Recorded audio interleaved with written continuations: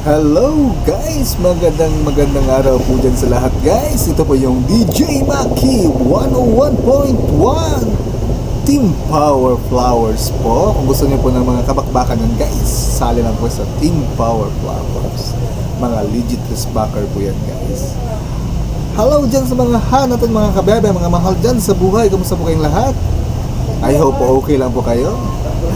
Panibagong araw na naman po, panibagong pagsubok sa ating buhay. Alright guys, huwag na natin tagalin pa ang ating kwento. Ang kwento ng asawa kong mayaman. Lalong tumindi ang naiinis na ekspresyon ng mukha ni Chinyu nang tumingin sa kanyang dating biyenan at dating biyenan. Hindi niya maintindihan kung paano naging ganito karupok ang tatlong taong relasyon nila. Huminga ng malalim si Chinyu at sinabing, "Narito ako para makita si Lolo." Ngumisi si Sowen at tumugon. "Hindi kailangan ng tatay ko ang pagbisita mo. Umalis ka na dito ngayon din." Sa harap ng kanilang pag-iingay, si Chinyu ay nagkaroon ng maraming halo-halong damdamin. Kung siya iyon noong nakaraan, si Chinyu ay umiiwas ng duwag. Ngunit hindi na niya ginustong mamuhay na parang bakla. "Anong tinitingin mo? Bakit hindi ka umalis dito ngayon din?" Itinuro ni Sowen ang ilong ni Chinyu at nagmura. Nang sisigat na sana si Chinyu, nagmaneho si Zhaogang. Sumugod sina Sun Yumei at Sowen para batiin si Zhaogang pagdating niya. "Well, mahal kong manugang. Kumusta ang piging ngayon?" Sabik na tanong ni Sun Yumei. Ngumiti din si Sowen at sinabing, "Nabalitaan ko na ang pamilya yan ay susuportahan ng isang binata sa Jiangcheng. Walang alinlangan. Ang tao ay dapat na ikaw, ang aking pinakatanyag na manugang." Tahimik lang si Zhaogang na may masamang tingin sa kanyang mukha. Nagtaka si Sun Yumei at nagtanong, "Anak, bakit hindi mo sinasabi?" Hinawakan ni Sowen ang braso ni Zhaogang at sinabing, masyadong masaya siyang magsalita. "Tara, uminom tayo para magdiwang." "Damn it!" Itinulak ni Zhaogang ang mga kamay ni Sowen palayo. Natigilan si Sowen at medyo napahiya. "Ano? Anong nangyayari ngayon?" Nagkaroon ng maraming halo-halong damdamin si Zhaogang. Hindi siya umimik ngunit nakatitig lang kay Chinyu. Ilang araw na ang nakalipas. Si Chinyu ay isang talunan lamang na tinutuya niya ayon sa gusto niya. Magdamag, nagbago ang kanyang pagkakakilanlan upang maging pinakakilalang panauhin ng pamilya yan. Si Zhaogang ay nakaramdam ng lubos na pagod. Ngunit dahil sa suporta ng pamilya yan, hindi siya nang ahas na magpakita ng anumang kawalang galang. "Nakuha ko na ngayon." Biglang pumalakpak si Sun Yumei bilang realisasyon. "Galit ka ba kay Chinyu dito? Huwag mag-alala. Aalisin ko siya sa paningin mo ngayon din." Nang matapos siyang magsalita, tumakbo si Sun Yumei sa harap ni Chinyu at pinagalitan, "Umuwi na ang aking manugang. Bakit hindi ka umalis dito?" Kinawi ni Sowen ang kanyang kamao at nagbanta. "Binabalaan kita, mas mabuting huwag mong pakialaman ang aking manugang. Kung hindi, babayaran kita." Ang pasensya ni Chinyu ay umabot na sa limitasyon nito. Hindi siya isang ingrate na tao tulad ng pamilyang Su, lalo pa ang isang bastard. Sa pagharap sa mga taong nakasama niya ng napakaraming araw at gabi, nahirapan si Chinyu na pakitunguhan sila ng walang puso. Sinubukan niyang pigilin ang kanyang galit at sinabing, "Nasabi ko na ang aking kaso. Nandito lang ako para makita ang lolo ko." Sumigaw si Sowen, "Bullsh asterisk T. Sino ang nagmamalasakit sa iyong pagbisita?" Gayunpaman, si Zhaogang, na nasa hindi kalayuan, ay biglang nagutos. Papasukin siya. Natigilan sina Sowen at Sun Yumei nang marinig nila ang kanyang mga salita. Nagkamot sila ng tenga, iniisip kung mali ba ang narinig nila sa kanya. "Anak, bakit mo siya papasukin?" "Huwag kang mag-alala, gagawin ko." Sumigaw si Zhaogang at pinutol si Sun Yumei, "Sabi ko papasukin mo siya." Natigilan si Sun Yumei, na puno ng kahihiyan. Tuwang-tuwang nagsalita si Sowen. "Napakalambot ng puso ng aking manugang. Di bale, good mood ako ngayon. Haha, papasukin mo na lang siya." Sinabi ni Sun Yumei na may pananakot na mga galaw, "Ikaw brat. Dapat mong pasalamatan si Zhaogang para sa lahat. Naiintindihan mo ba?" Hindi tumugon si Chinyu ngunit dirdiretsong naglakad papasok sa bahay ng Su. Naiwan si Zhaogang na may nakamamatay na maputlang mukha. Si Zhaogang ay may direktang ideya sa isip. Marahil, magiging okay ang lahat kung humingi siya ng tawad kay Chinyu. Bakit kailangan kong humingi ng tawad sa isang natalo? Habang iniisip ito ni Zhao Gang, lalo siyang napahiya. Ngunit dumating ang mga bagay sa punto na wala na siyang ibang pagpipilian. Tuldok. Pagkarating sa bahay ng Su, binigyan ni Chinyu si Old Mr. Su ng Soul Nourishment Pill. Tahimik na tumingin si Chinyu kay Old Mr. Su at sinabing, "Lolo, baka ito na ang huling beses na pupunta ako para makita ka." Ang kulubat na mukha ng matandang Mr. Su ay nagpahayag ng kalungkutan, ngunit hindi nagtagal ay pinawi niya ang kalungkutan. Bumantong hininga ang matandang Mr. Su at sinabi, "Kailangan kong humingi ng tawad sa iyo, Chinyu." Hindi napigilan ng matandang Mr. Su na maiyak. "Ipinakasal kita sa pamilyang Su sa pag-aakalang magdadala ka ng swerte sa amin. Napahiya ka dahil sa pagiging makasarili ko." Hindi umimik si Chinyu. Siyempre, alam niya ang lahat tungkol dito. Sinabi ng matandang Mr. Su, "Nasabi ko na ang kapalaran ko. Hulaan ko na ang aking buhay ay magtatapos. Mayroon akong ilang araw upang mabuhay." Hinawakan ng matandang Mr. Su ang mga kamay ni Chinyu at nagmakaawa, "Mapapatawad mo ba kami ni Suyan?" Nanatiling tahimik si Chinyu ng ilang sandali. Ngunit sa huli, umiling siya at sinabing, kung ano ang nangyayari sa paligid ay umiikot. Kailangan niyang maging responsable sa kanyang ginawa. "Hinding-hindi ko mapapatawad si Suyan." Lumabas si Chinyu sa silid ni Old Mr. Su pagkatapos sabihin ang mga salitang iyon. Nakatipon pa rin ang pamilya Su sa sala, na nakatutok kay Zhao Gang. Naiinip na nagsalita si Sun Yumei, "Tapos ka na ba? Kung oo, umalis ka na dito." Ngumisi si Su Wen. "Lagi akong nagagalit na tumitingin sa isang walang kwentang talunan na tulad mo. Sinayang mo ang 3 taon natin.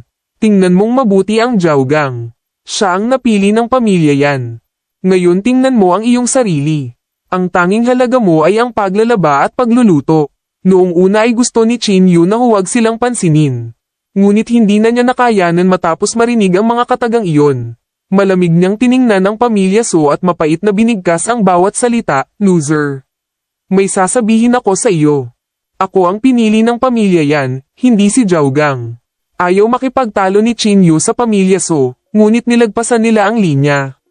Kahit na ang isang clay figure ay may init ng ulo, si Chinyu ay walang exception. Si Su Wen at Sun Yumei ay natigilan ng ilang segundo bago tumawa ng malakas. Si Sun Yumei ay tumawa ng husto, ang kanyang mga kamay ay nakahawak sa kanyang tiyan at ang mga luha sa kanyang mga mata. "Narinig mo ba ang sinabi niya kanina? Sinasabi niya na ang pamilya yan ang pumili sa kanya. Mamamatay ako sa kakatawa." Si Su Wen ay nagpakita ng parehong saloobin. Panunuyan niyang sinabi, "Baka mapili ka kung ang pamilya yan ay naghahanap ng kasambahay." Sa kasamaang palad, naghahanap sila ng isang mahuhusay na tao na may pambihirang kakayahan. Hindi isang walang kwentang talunan. Siguro pwede kang magmakaawa kay Zhao Gang na hayaan kang magtrabaho bilang isang kasambahay. At least, hindi ka mamamatay sa gutom. Hindi ka ba pumapayag? Ang ekspresyon ni Chinyu ay naging mas malamig mula sa pagtingin sa mga nakakadiri na mukha ng mag-asawa. Nagbago ang isip niya na huwag na itong gawing big deal at umupo sa sofa. Malakas na sumigaw si Sun Yumei, "Pinayagan ba kitang maupo?" Ngumisi si Chinyu. "Sa nakalipas na ilang taon nang utusan mo akong tumayo, hindi ako mangangahas na umupo. Kapag sinabi mo sa akin na pumunta sa silangan, hindi ako mangangahas na hanapin ang kanluran." Idinagdag ni Chinyu sa malamig na boses, "May naaalala ka bang mabuti tungkol sa akin? Itinuturing mo lamang akong isang talunan na walang lakas ng loob."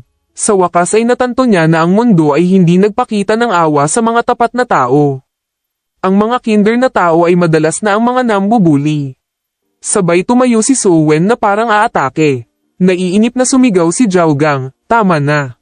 Manahimik ka ngayon din." Natigilan si Su Wen at napatingin kay Zhao Gang. Naramdaman niya na medyo wala sa karakter si Zhao Gang.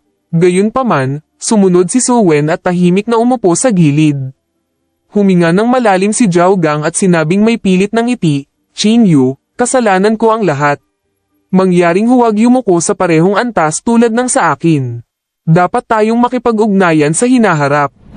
Hindi maintindihan ni Su Wen at Sun Yumei ang kanilang narinig. Si Zhao Gang ay karaniwang may masamang ugali, Ano ang naging dahilan kung bakit siya ibang tao ngayon? Tinitigan ni Chin Yu si Zhao Gang at malamig na sinabi, ninakaw mo ang asawa ko at kinuha mo ang pamilyang kasama ko sa nakalipas na 3 taon. Sinasabi mo bang ilabas ko lahat ng kahihiyan na dinanas mo sa akin? Malamig na sinabi ni Chin Yu, sa kasamaang palad, hindi ako gaanong mapagbigay. Tumitig si Sun Yumei at sinabi, Chin Yu, dapat kang mahiya sa iyong sarili. Nakaramdam din ng kalungkutan si Zhao Gang sa sitwasyon ngunit hindi siya nang ahas na kumilos. Sinabi ni Zhao Gang nang may pananalig, Chin Yu, ibabalik ko sa iyo ang iyong tahanan at aalis ngayon kung gusto mo. Ngumisi si Chin Yu, ibalik mo sa akin ang aking tahanan. Itinuturing mo pa bang tahanan ko ang lugar na ito? Nasasaktan ako kung kailangan kong gumugol ng kahit 1 segundo dito. Nagbago ang ekspresyon ng mukha ni Zhao Gang, at nagsimula siyang makaramdam ng kaunting galit. Huminga ng malalim si Chin Yu at nagpaliwanag, Zhao Gang, nilino ko sa iyo sa handaan. Dahan-daang tumayo si Chin Yu mula sa sofa. Ayoko nang magkaroon ng kahit kanino sa inyo. Pero tatandaan ko lahat ng ginawa mo sa akin. Ayaw na niyang magtagal pa sa bahay na ito. Chin Yu, sigaw ni Zhao Gang habang papalabas na ng bahay si Chin Yu. Tumigil si Chin Yu at nagtanong sa malamig na boses, ano pa ang gusto mo? Kinagat ni Zhao Gang ang kanyang mga ngipin at sinabing, ano ba talaga ang balak mong gawin sa amin? Sumagot si Chin Yu na may malamig na boses, dapat mong isipin ang tungkol dito. Si Chin Yu ay lumayo sa pamilya Su nang hindi lumilingon. Galit na galit si Zhao Gang. Nanlamig at namutla ang mukha niya. Gayunpaman, isang matinding takot ang halos nagdala sa kanya sa punto ng pagbagsak. Zhao Gang, anong problema mo? Sumimangot si Su Wen. Bumulong si Sun Yumei, tama siya. Bakit kailangan mong magmakaawa sa isang talunan tulad niya? Nanatiling tahimik si Zhao Gang na nakayuko. Nang makitang hindi umimik si Zhao Gang, lumingon si Sun Yumei para tingnan si Su Yan sa gilid. Nagtanong si Sun Yumei, Su Yan, ano ang nangyayari? Anong nangyari? Ibinuka ni Su Yan ang kanyang bibig ngunit hindi alam kung paano ipapaliwanag ang nangyari. Sa sandaling iyon, itinaas ni Zhao Gang ang kanyang ulo. Medyo nakaramdam siya ng pagod at sinabing, alam mo ba kung sino ang pinili ng pamilyang yan sa pagkakataong ito? Ngumiti si Su Wen at sinabing, ikaw dapat. Kung hindi dahil sa iyo, paano kami? Ang pamilyang Su, maimbitahan. Eksakto. Kung hindi ikaw, sino pa kaya ito? Chin Yu. Ha, hindi napigilan ni Sun Yumei ang tumawa ng malakas. Gayunpaman, tinitigan ni Zhao Gang si Sun Yumei at malungkot na sinabi, pinili ng pamilyang yan si Chin Yu. Alright guys, natapos na naman po yung bago nating kabanata guys. I hope po nag-enjoy pa kayo sa pakikinig guys. Sana po patuloy niyo pa po akong suportahan guys. Shout out po dyan sa mga friends ko po. Thank you so much po and sa mga followers. Maraming salamat po talaga mga Lodis. I hope po na mag-iingat kayo lagi and stay blessed po. Once again, ito po yung DJ Maki 101.1 Team Power Flowers po. See ya guys. Bye-bye.